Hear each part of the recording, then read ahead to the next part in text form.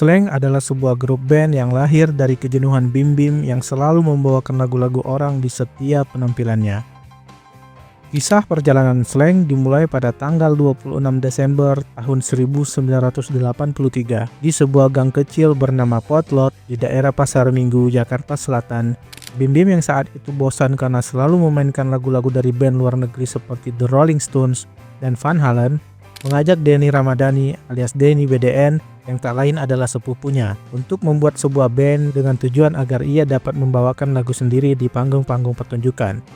Saat Slank belum punya vokalis dan gitaris, Bim Bim merekrut seorang manajer bernama Agus. Alasannya bahwa sebuah band profesional harus punya manajer. Hal ini dilatar belakangi karena di bandnya yang terdahulu, walaupun belum punya album dan lagu sendiri, Bim Bim sudah sering diundang untuk tampil di kafe-kafe yang ada di kota Jakarta. Setelah manajer direkrut, kemudian Slank merekrut pemain gitar dan vokalis. Pada kisaran tahun 1983 sampai awal tahun 1984, Slank merekrut 3 orang personil tambahan untuk melengkapi formasi bandnya.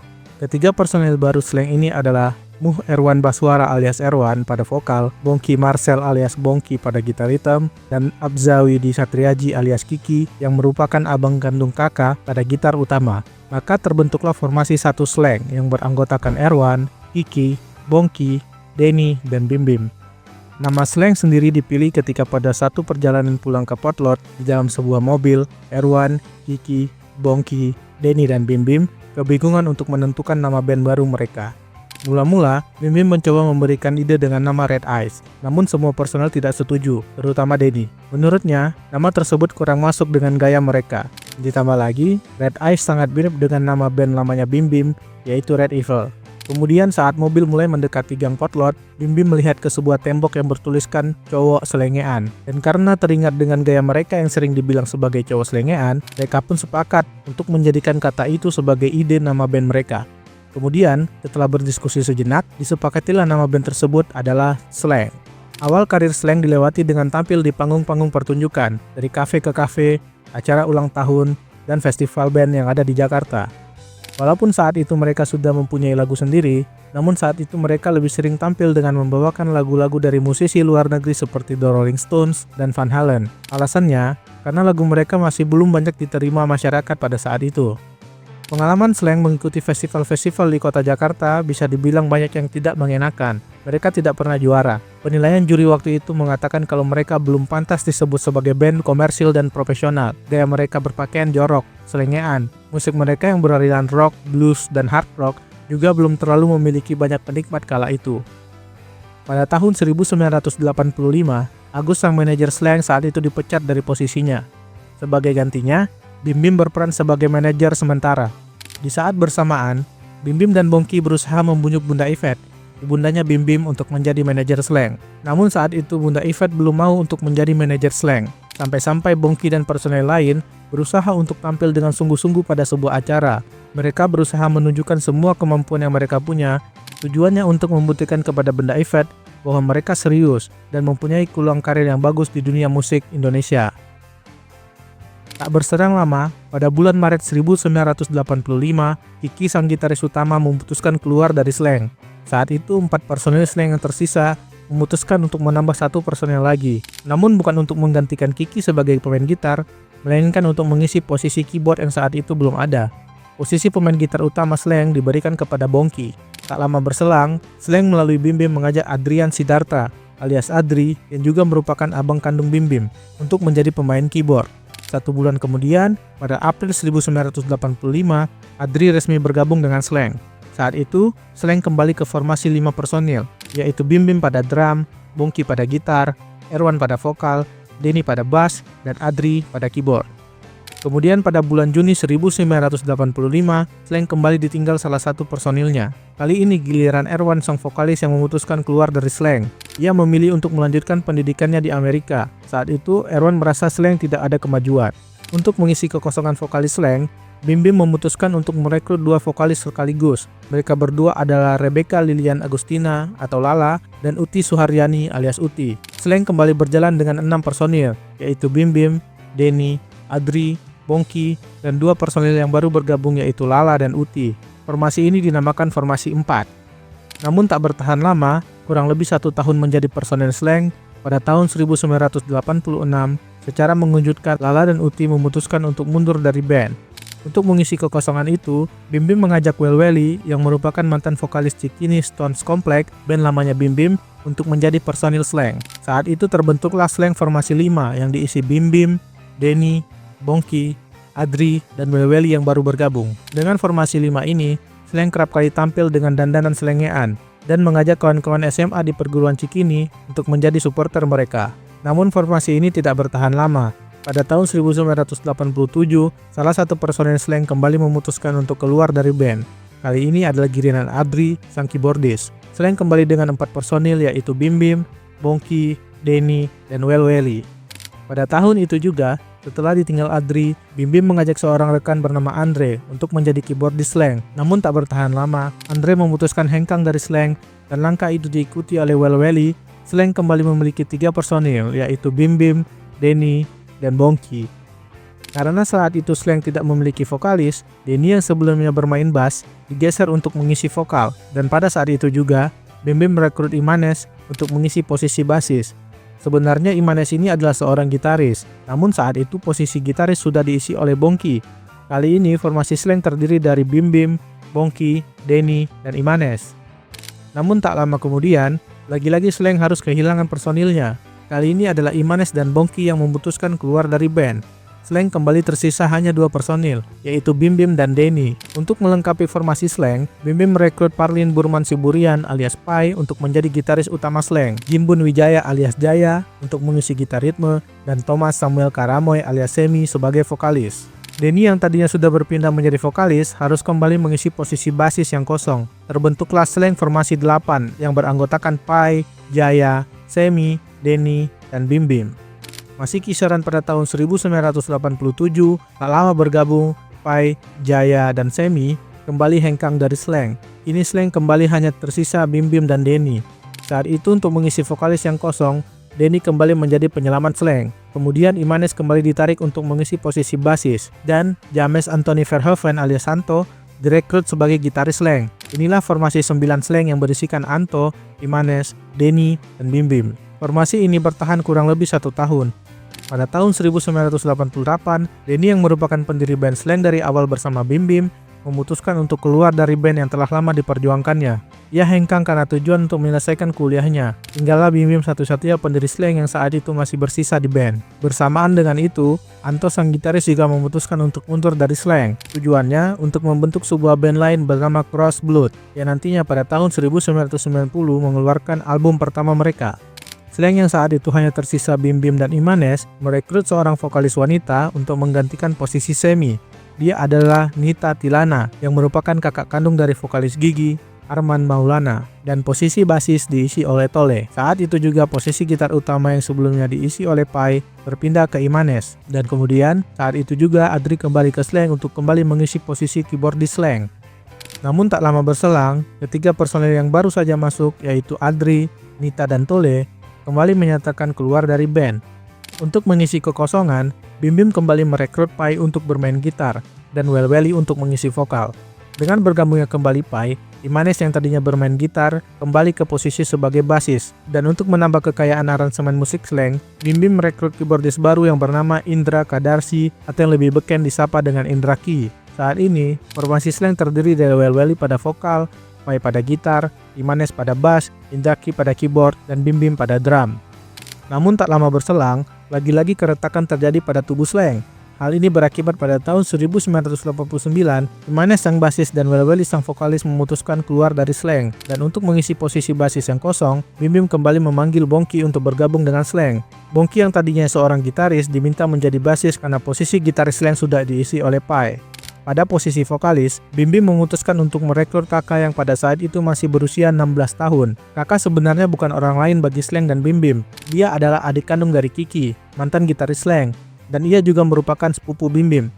Saat itu kakak masih duduk di bangku SMP dan terkenal sebagai anak yang badung. Karena hal itu dia diungsikan oleh kedua orang tuanya ke Potlot, markas Slank, yang merupakan rumah tantenya dan juga merupakan ibunda Bim Bim, yaitu Bunda Yvette. Dan pada saat itu juga, Slank formasi 13 resmi terbentuk, dengan anggotanya adalah Bim Bim, Pai, Bongki, Indra Ki, dan kakak.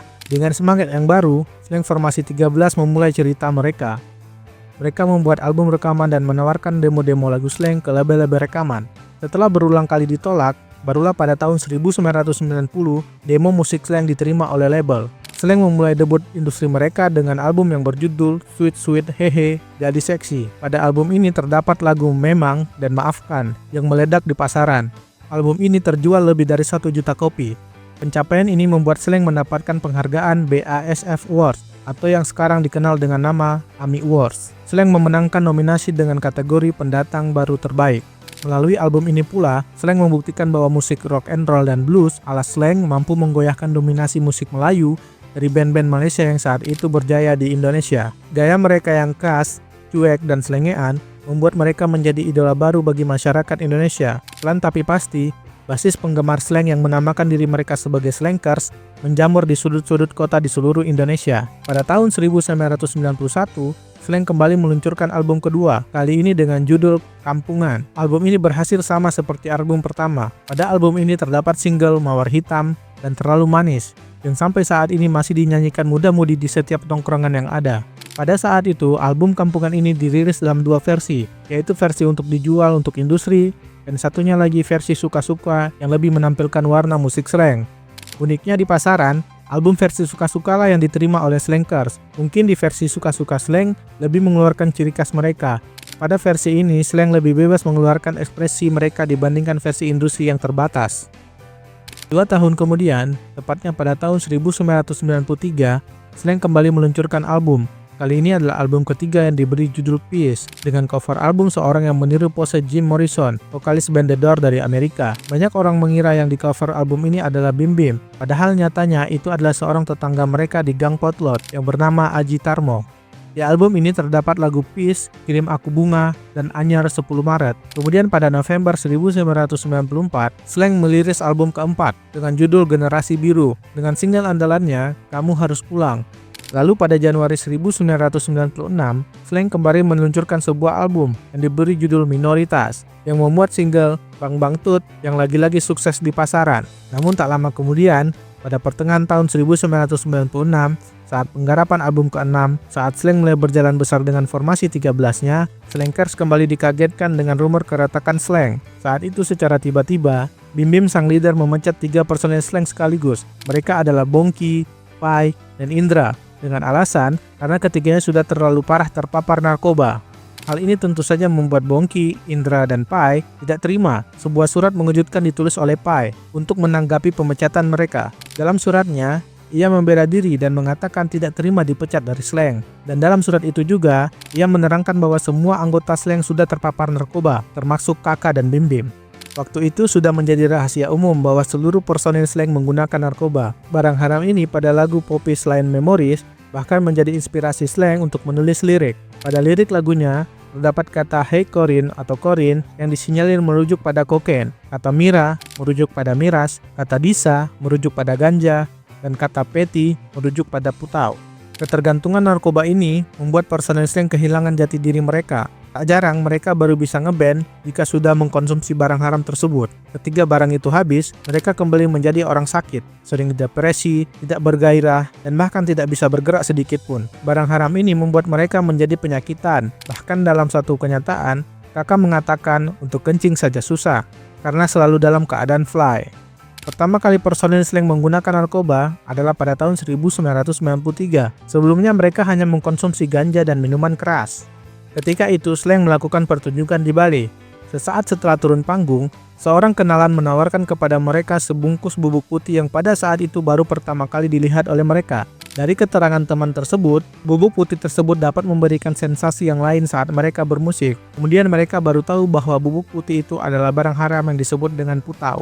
Kakak, Bim Bim, dan Bongki adalah 3 orang pertama yang mencoba putau. Tak lama kemudian, Pai dan Indra juga terjerumus menggunakannya. Setelah itu, tidak berapa lama, mereka semua sudah ketergantungan. Bahkan setelah semua personel Slank menjadi pemakai narkoba, Gang Potlot yang awalnya merupakan studio musik Slank, tempat banyak calon musisi berbagi ilmu dan pengalaman, seketika berubah menjadi sarang pemakai dan bandar narkoba. Pada tahun-tahun ini, narkoba dapat dengan mudah ditemukan di Potlot. Hal ini akhirnya membuat para Slankers pun ikut-ikutan memakai narkoba. Ditambah lagi, dengan semua personel Slank menggunakan narkoba, membuat barang ini seperti mendapatkan promosi gratis. Hal ini membuat pemakainya menjamur ke seluruh Indonesia.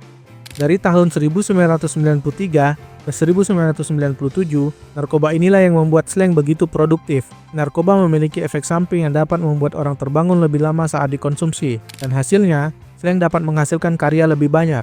Namun di sisi lain, karya yang dihasilkan sangat terbatas. Kreativitas mereka seperti ditekan. Hanya keterpaksaan dan tuntutan terhadap kontraklah yang membuat mereka terus berkarya. Dan hasilnya, banyak yang menilai album ketiga sampai dengan album ke-6 slang dapat dikatakan slang kehilangan kreativitas mereka dan karya-karya mereka begitu monoton.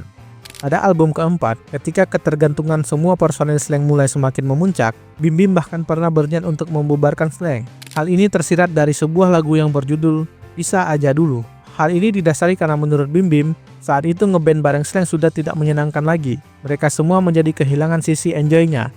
Bim Bim, Kakak, Pai, Bongki, dan Indra kerap kali berseteru.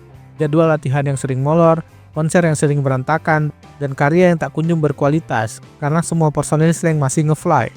Bahkan pada suatu ketika di Yogyakarta, Indra pernah membanting Bim Bim karena Bim Bim memukul Pai yang saat itu sedang kehabisan barang dan terus-terusan meminta barang ke Bim Bim. Pada saat itu Bim Bim sudah mengatakan bahwa barang yang dia punya sudah habis, entah karena beneran habis atau dia tidak mau berbagi dengan Pai. Tapi Pai terus saja menggedor kamar Bim Bim dan meminta barang tersebut. Saat itulah Bim Bim kesal dan memukul Pai sambil mengatakan, "Sama aja lu kayak Indra, minta-minta mulu." Kemudian Pai mengadu ke Indra. Dan seketika Indra mencari Bim Bim dan perkelahian pun terjadi. Dan terjadilah insiden Indra membanting Bim Bim. Namun niat Bim Bim untuk membubarkan slang terhenti karena suatu ketika ada seorang slanker yang sadar akan keadaan ini. Slankers tersebut kemudian mengirimkan sepucuk surat yang bertuliskan dengan tinta darah. Isi surat itu kurang lebih menyebutkan bahwa Bim Bim jangan kurang ajar. Kalau slang sampai bubar, berarti itu salah Bim Bim.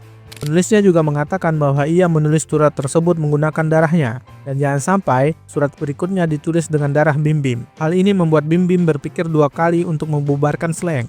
Di luar kesadaran Bim Bim saat itu, ia lupa bahwa slang adalah segalanya bagi slankers. Jika ia membubarkan slang, akan banyak slankers yang kehilangan semangat hidupnya. Bagi slankers, slang bukan hanya sebuah band. Lebih dari itu, slang adalah semangat hidup mereka, tempat mereka melepaskan segala peliknya kehidupan dan kenyataan. Banyak karya slang yang mewakili kenyataan hidup mereka. Lebih dari itu, slang adalah simbol arah kehidupan bagi mereka. Bagaimana ada sekumpulan anak muda yang kotor, jorok, selengean, dapat hidup dan tumbuh lewat musik.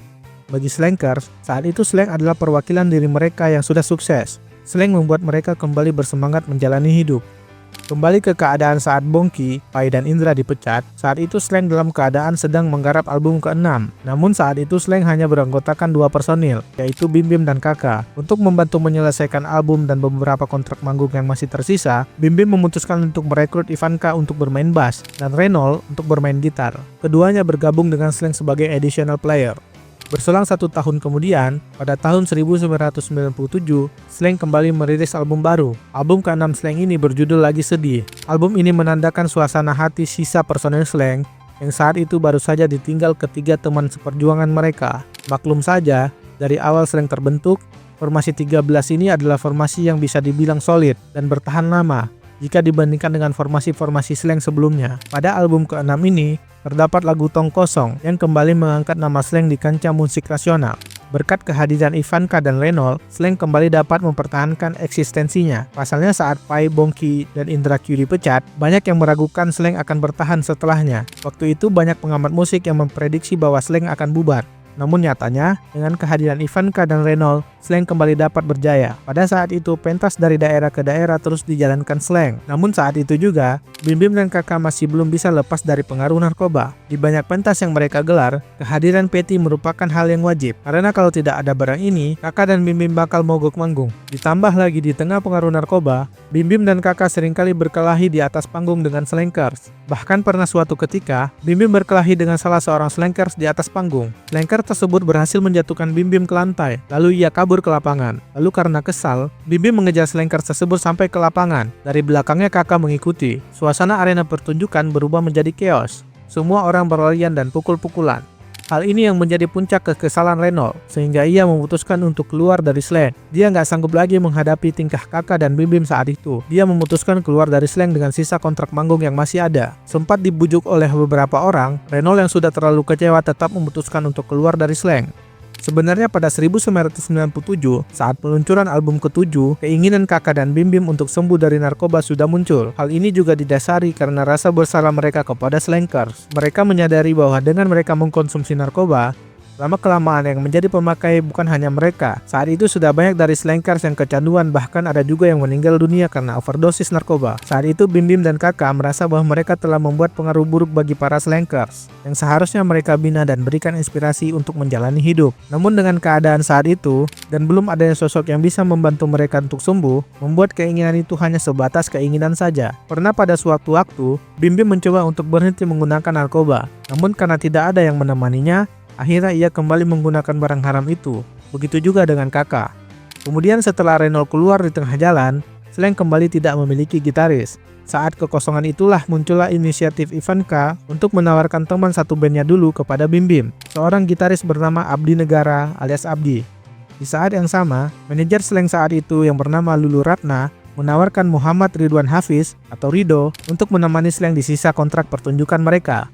Karena waktu itu sudah mepet dengan jadwal manggung selanjutnya, diadakanlah audisi kecil-kecilan. Audisi diadakan dengan format jamming santai di studio Slank di Gang Potlot. Saat audisi gitaris tersebut, terjadi sebuah hal unik yang sampai saat ini menjadi cerita bagi slanker seluruh Indonesia. Jadi waktu itu, Bim Bim dan Ivanka yang akan melakukan audisi tersebut. Sementara seperti biasanya, Kakak sang vokalis menghilang entah kemana. Waktu itu Bim Bim dan Ivanka mengagendakan jamming dilakukan pada hari yang sama, namun di jam yang berbeda. Saat itu, jadwal jamming dengan Rido dijadwalkan akan diadakan pukul 2 siang, sedangkan dengan Abdi dijadwalkan pada pukul 4 sore. Namun suatu hal yang di luar perhitungan Ivanka dan Bim Bim terjadi. Ternyata pada saat itu, Rido ngaret 1 jam dari jadwal yang sudah disepakati.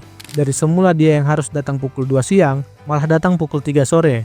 Dan saat itu juga, Abdi yang dijadwalkan untuk jamming jam 4 sore, karena saking semangatnya malah datang lebih awal pada pukul 3 sore. Mendapati kedua calon gitaris tersebut datang berbarengan, Bim Bim dan Ivanka memutuskan untuk mengadakan jamming dengan mereka secara bersamaan. Singkat cerita, jamming dilakukan. Pada saat inilah Bim Bim dibuat bingung untuk memilih siapa di antara mereka yang akan membantu Slank di sisa jadwal panggung yang ada. Rido yang merupakan lulusan sekolah gitar di Amerika, mempunyai permainan gitar yang sangat bagus dan terstruktur, paham teoritis dan partitur. Sedangkan Abdi adalah seorang gitaris hebat yang berpengalaman. Dan yang paling penting, Abdi mempunyai style bermain gitar yang unik, yang sangat disukai oleh Bim Bim. Di tengah kebingungan itu, Bim Bim kemudian memutuskan untuk membawa mereka berdua di sisa kontrak manggung Slank. Hal ini juga dimaksudkan sebagai audisi tambahan, dengan harapan, dengan adanya beberapa kali manggung nantinya, Bim Bim akan punya pilihan siapa yang nantinya akan dipilih menjadi gitaris Slank. Karena saat itu, rencananya Bim Bim hanya merekrut 1 orang untuk menjadi gitaris Slank.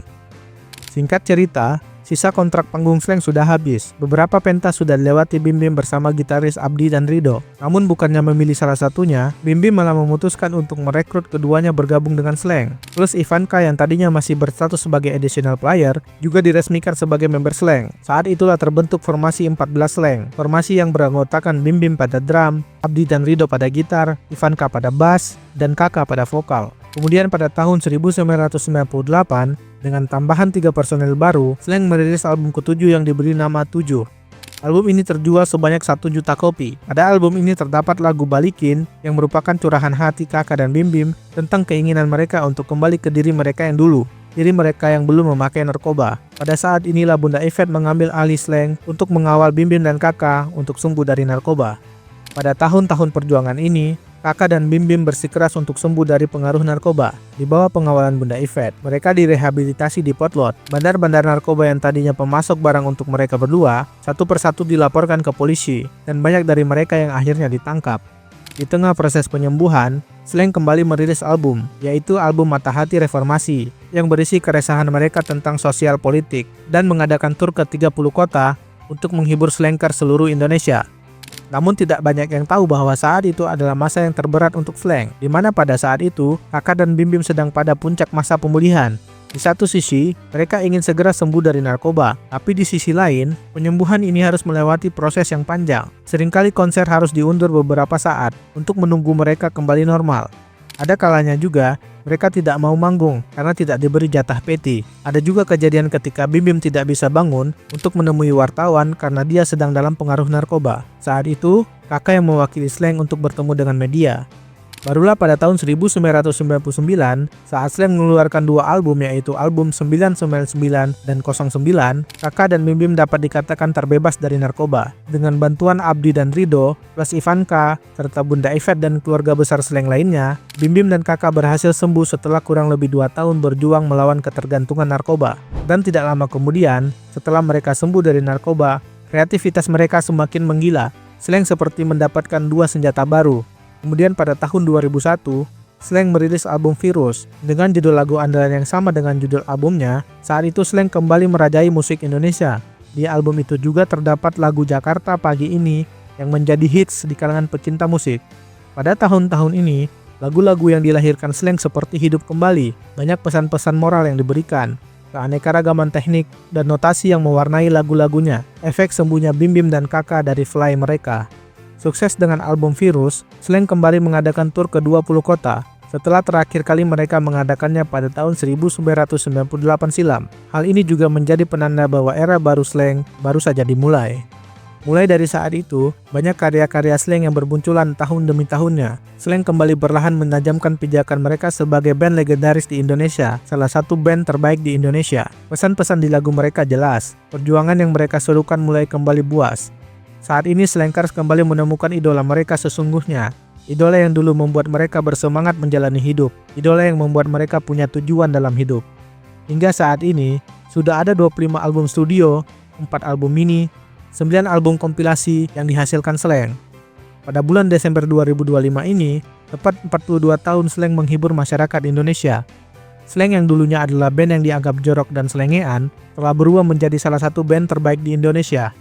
Bagi Slankers, Slank bukan hanya sekedar grup musik. Lebih dari itu, Slank adalah simbol pergerakan, simbol perjuangan, dan simbol kehidupan. Bagi Slankers, Slank gak ada matinya.